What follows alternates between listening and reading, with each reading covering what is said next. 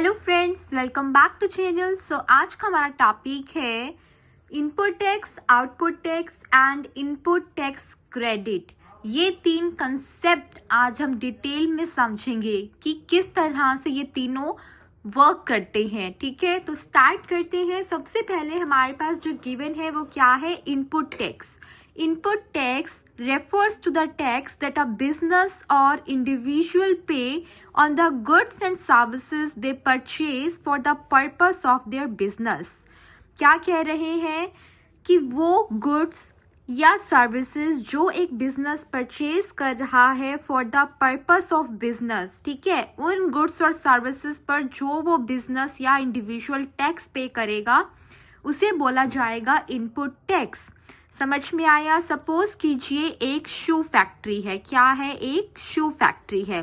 अब शू फैक्ट्री शू बनाएगी, राइट? और जो हमारा इनपुट होगा, जो पर्सन इस बिजनेस को रन कर रहा होगा उसको इनपुट चाहिएगा। और इनपुट क्या है? इनपुट होगा लेदर, राइट? फैब्रिक होगा क्या? नहीं होगा। लेदर चाहिए, फैब्रिक चाहिए, रबर चाहिए, तो वो सब उसके इनपुट हैं। ठीक है, तो वो जाएगा मार्केट में उस सामान को खरीदने के लिए। तो उस सामान को खरीद कर लाने पर जो उसे टैक्स पे करना होगा, ठीक है, जो भी अपनी इनपुट पर वो बिजनेस या इंडिविजुअल टैक्स पे कर कर आएगा उसे बोला जाएगा इनपुट टैक्स। ठीक है, इतना समझ में आया? अब हम इसका नेक्स्ट क्या लिखा है पॉइंट वो देख लेते हैं। इसमें लिखा है that it is levied on raw material, product और services a business buy to make और प्रोवाइड समथिंग। वही बात यहाँ पर दोबारा रिपीट की जा रही है, क्या कि ये किस पर लेवी किया जाता है? इनपुट टैक्स रॉ मटेरियल पर लेवी किया जाता है, या फिर आप ये समझ लीजिए उन प्रोडक्ट्स या सर्विसेज पर इसे लेवी किया जाता है जो एक बिजनेस खरीदता है कुछ बनाने के लिए या फिर कुछ प्रोवाइड करने के लिए। ठीक है, इसका एग्जाम्पल देख लेते हैं ताकि आपको और अच्छे से समझ में आए। एग्जाम्पल में क्या लिखा है? A manufacturer buys raw material for ₹100। मान लीजिए कि जो भी बिजनेस वो एक इंडिविजुअल रन कर रहा है उसके लिए उसे इनपुट चाहिए थी। उस इनपुट को वो खरीद कर लाया कितने रुपए में? 100 रुपए में। और उस पर उसने 18% GST की पेमेंट भी की है। तो कितनी पेमेंट हो गई? 100 का 18%, 18 रुपीज़। तो ये जो 18 रुपीज़ है जो वो पे कर कर आया है on the purchase of raw material, उसे बोला जाएगा इनपुट टैक्स। समझ में आया इनपुट टैक्स क्या होता है? आई होप तो क्लियर हो गया कि इनपुट टैक्स क्या होता है। अब हम देखेंगे आउटपुट टैक्स। आउटपुट टैक्स क्या है? It refers to the tax a business collect from its customers when it sell goods और सर्विसेज। अब वही एग्जाम्पल थोड़ा आगे एक्सटेंड करते हैं।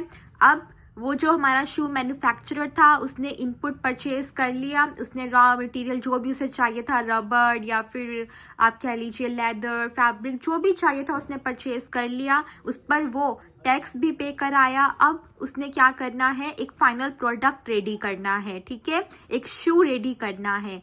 तो जो टैक्स इस शू को अपने कस्टमर को बेचते वक्त वो कलेक्ट करेगा, कौन?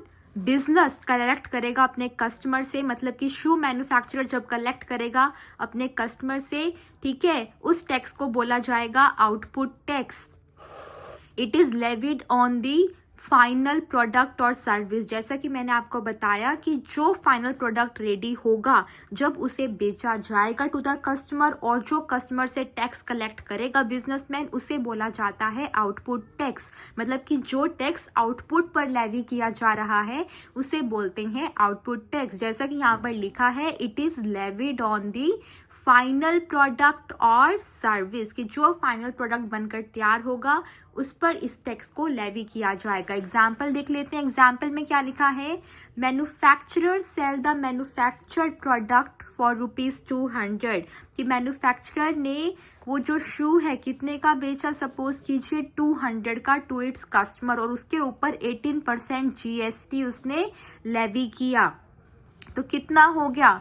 218 सॉरी 18% लेवी किया तो 236 टोटल प्राइस हो जाएगा उस प्रोडक्ट का, उस शू का। और ये जो 36 अमाउंट है ये क्या है, ये टैक्स है जो कि किसने कलेक्ट किया, मैन्युफैक्चरर ने फ्रॉम द कस्टमर। तो ये जो 36 रुपीज़ है 200 का 18%, ये 36 जो रुपीज़ है ये रिफ्लेक्ट कर रहे हैं आउटपुट टैक्स को। ठीक है, तो समझ में आया इनपुट टैक्स क्या है और आउटपुट टैक्स क्या है और ये दोनों एक दूसरे से किस तरह से डिफरेंट है।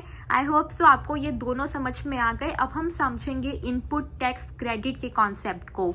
इनपुट टैक्स क्रेडिट के बारे में यहाँ पर क्या लिखा है, it allows businesses to reduce the tax. ये जो इनपुट टैक्स क्रेडिट है ये अलाउ करता है बिजनेसेस को to reduce the tax they have already paid on inputs from the tax they owe on their output. ये आपको और अच्छे से समझ में आएगा जब हम एग्जाम्पल देखेंगे। अभी आपको मैं होप करती हूँ कि इतना तो समझ में आ ही रहा है कि ये क्या कहना चाह रहे हैं। ये सिंपली ये कहना चाह रहे हैं कि ये जो इनपुट टैक्स क्रेडिट है इसका क्या काम है, ये क्या कर रहा है, किस तरह से फ़ायदेमंद है बिजनेसेस के लिए।